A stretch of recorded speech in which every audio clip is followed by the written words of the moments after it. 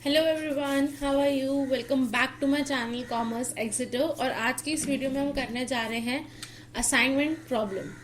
इससे पहले आपने ट्रांसपोर्टेशन प्रॉब्लम, ट्रांसशिपमेंट प्रॉब्लम देखा था। अब एलएलपी का ही एक स्पेशल केस है या फिर लीनियर प्रोग्रामिंग का ही एक फॉर्म है असाइनमेंट प्रॉब्लम, जिसको हम इस वीडियो में आज कवर करने जा रहे हैं। तो सबसे पहले तो असाइनमेंट प्रॉब्लम होता क्या है वो समझ लेते हैं। असाइनमेंट प्रॉब्लम एक स्पेशल टाइप का लीनियर प्रोग्रामिंग प्रॉब्लम है जो कि डील करता है कि हमारे पास जो रिसोर्सेज अवेलेबल हैं वो हम वेरियस एक्टिविटीज़ को कैसे असाइन करें कि हमारा जो मिनिमाइजेशन या मैक्सिमाइजेशन का कंस्ट्रेंट है या फिर जो ऑब्जेक्टिव फंक्शन है वो हमारा पूरा हो जाए। तो इसको हम ऐसे करते हैं कि जो हमारा कॉस्ट और टाइम है वो हमारा मिनिमम रहे और प्रॉफिट और सेल हमारा मैक्सिमाइज हो जाए। अब ये सिचुएशन हमारे सामने इसलिए आती है क्योंकि अलग अलग पर्सन्स की, अलग अलग लोग जो पर्टिकुलर टास्क या पर्टिकुलर जॉब को परफॉर्म कर रहे होते हैं, उनकी परफॉर्म करने की एबिलिटीज़, उनकी क्वालिटीज़, उनकी क्वालिफिकेशंस, उनकी स्टेट ऑफ माइंड का सबका बहुत फ़र्क पड़ता है। सब अलग अलग होते हैं, तो हर पर्सन के काम करने का तरीका अलग पड़ता है। इस वजह से ये प्रॉब्लम अराइज होती है। अब मेथड्स क्या है हमारे पास सॉल्व करने के? Complete enumeration method, transportation method, simplex method और हंगेरियन असाइनमेंट मेथड। अब जो ये तीन मेथड हैं ये तीनों ही इनएफिशिएंट है या फिर नॉन एफिशिएंट मेथड्स हैं, क्योंकि ये बहुत कॉम्प्लिकेट हो जाते हैं या फिर रियल वर्ल्ड को सूट नहीं करते। और हंगेरियन मेथड जो है वो सिर्फ मिनिमाइजेशन प्रॉब्लम को ही सॉल्व कर सकता है। क्योंकि हम ट्रांसपोर्टेशन मेथड और सिंप्लेक्स मेथड इससे पहले वीडियोस में देख चुके हैं, तो इसलिए इस वीडियो में हम सिर्फ दो मेथड्स कवर करने जा रहे हैं, कंप्लीट एन्यूमरेशन मेथड और हंगेरियन मेथड। अगर आपको ट्रांसपोर्टेशन और सिंप्लेक्स की वीडियो में देखनी है तो लिंक मैं डिस्क्रिप्शन बॉक्स में दे दूंगी। तो जब क्योंकि कंप्लीट एन्यूमरेशन मेथड हमारा नॉन एफिशिएंट है, पर फिर भी कई बार एग्जामिनेशन पॉइंट ऑफ व्यू से या फिर थ्योरेटिकल पॉइंट ऑफ व्यू से इसका क्वेश्चन आ जाता है, तो इसलिए इसको हम एक बार सॉल्व करके देखते हैं क्या है। सबसे पहले तो इसमें हमें सारी पॉसिबल एक्टिविटीज, जितने पॉसिबल तरीके हैं उस प्रॉब्लम को सॉल्व करने के, उसको लिस्ट करते हैं। दैट इज, अगर हमारे पास n जॉब्स हैं तो उसको सॉल्व करने का तरीका n फैक्टोरियल वेज हम निकालते हैं परम्यूटेशन कॉम्बिनेशन का यूज करके। फिर हम उसमें से मिनिमम कॉस्ट प्रॉब्लम को सिलेक्ट करते हैं। इसमें हमारे पास मल्टीपल ऑप्टिमल सॉल्यूशन भी आ सकता है और सिंगल सॉल्यूशन भी हो सकता है।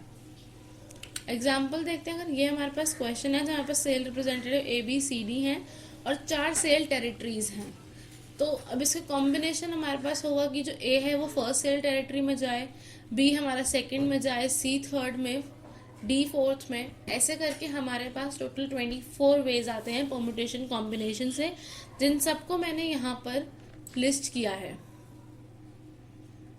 अब इसकी हमने पर्टिकुलर की कॉस्ट निकाली है कैसे?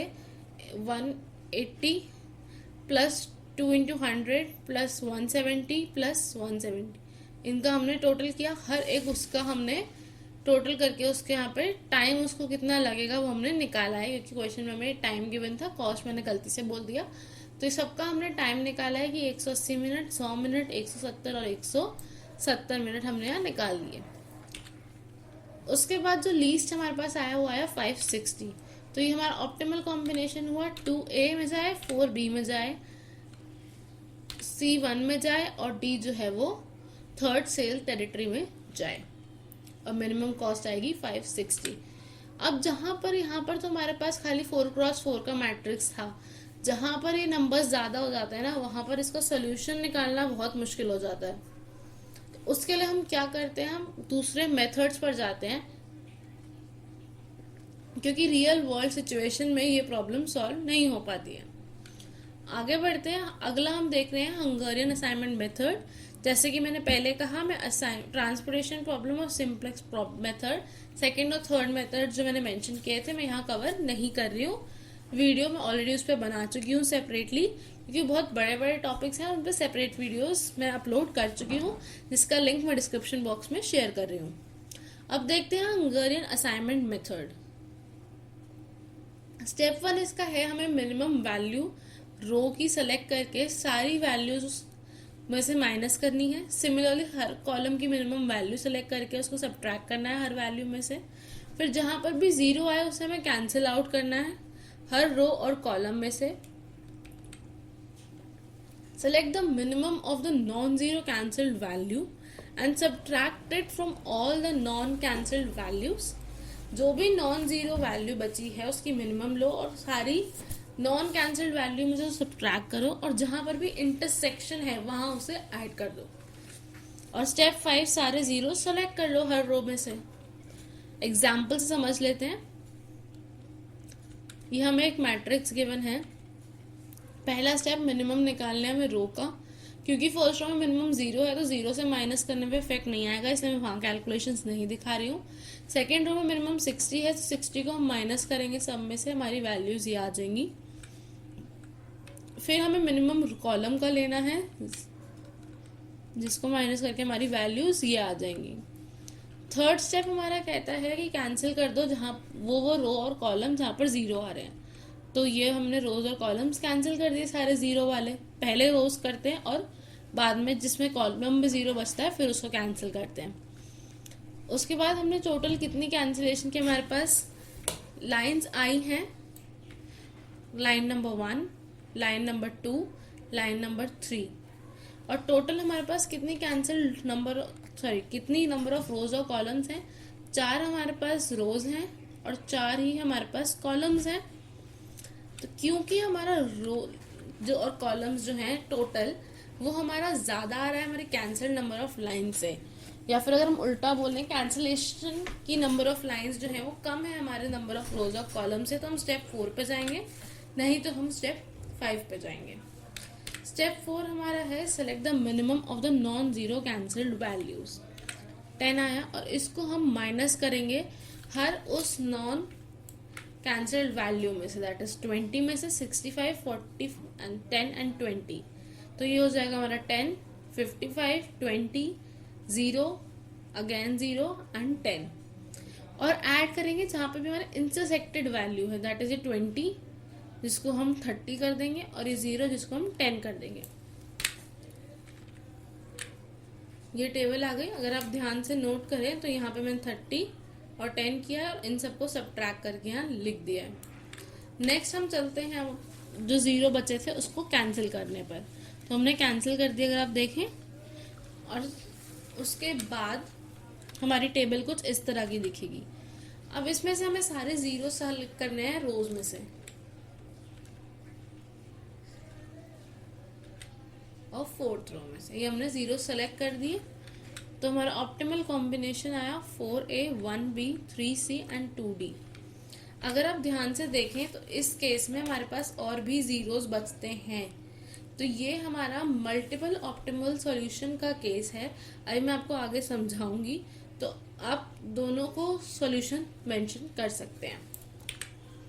अब कुछ स्पेशल केसेस हैं, जैसे कि मैंने कहा unbalanced assignment problem, constrain assignment problem, multiple optimal solution जो हमने इससे पहले वाले एग्जाम्पल में देखा, और मैक्सिमाइजेशन प्रॉब्लम।